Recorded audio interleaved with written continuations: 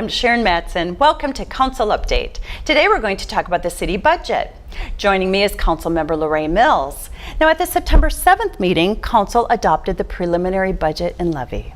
That is correct, which is always a difficult process because it goes through an entire process. We spent the summer working towards that, and staff worked very hard to kind of fit within the parameters that council had set. It came in at $15,235,000, or it's 3% higher than 2017 for the levy increase. Now, a 3% increase in the levy doesn't necessarily mean 3% increase on your taxes. Okay, so what does that mean? So as we look at that, it actually, because our properties are increasing, we have more homes that are being developed, there's more businesses. So what that means is that the amount has increased 3%, but we have more people contributing into that bucket.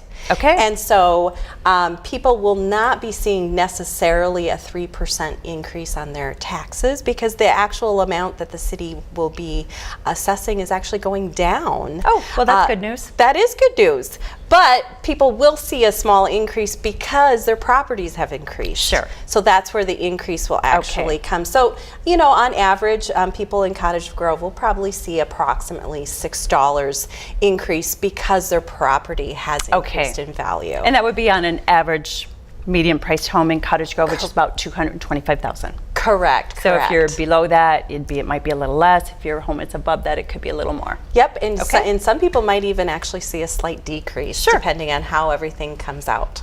Okay. So how does the budget get split up among the departments? Sure. So the biggest chunk that our budget goes towards is, of course, public safety. And that includes the police, the fire, EMS, and that makes up 46% of that budget.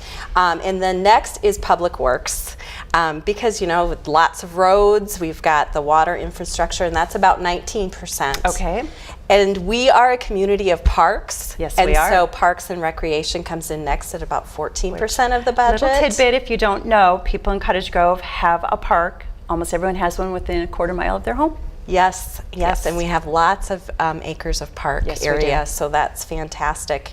And then our community development comes in at about 11% of the budget, and the remainder of that, which is about 10%, is for the administration, for finance, for the IT, for city clerk, all those pieces that are very important for our city to run, but that makes about 10% of that budget.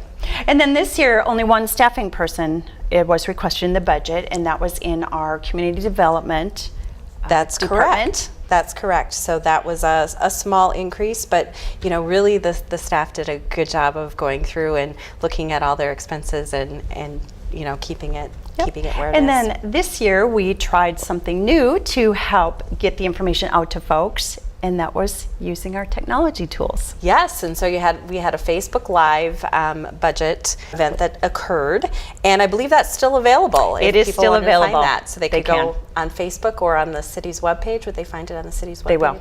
Yes. Yep. So they can find even more details about the budget. So some other things that occurred that for the increase had to do with, of course, the health insurance rates and different in the para that increased slightly for all of our employees. Very slightly, and so that's something that needed to happen. Also, we had some reductions, and that came because of salt and the asphalt and fuel costs. We were able to reduce that slightly.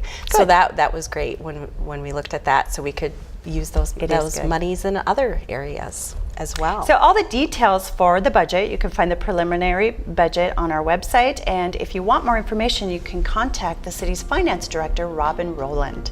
Thank you, Councilmember Mills. Thank you.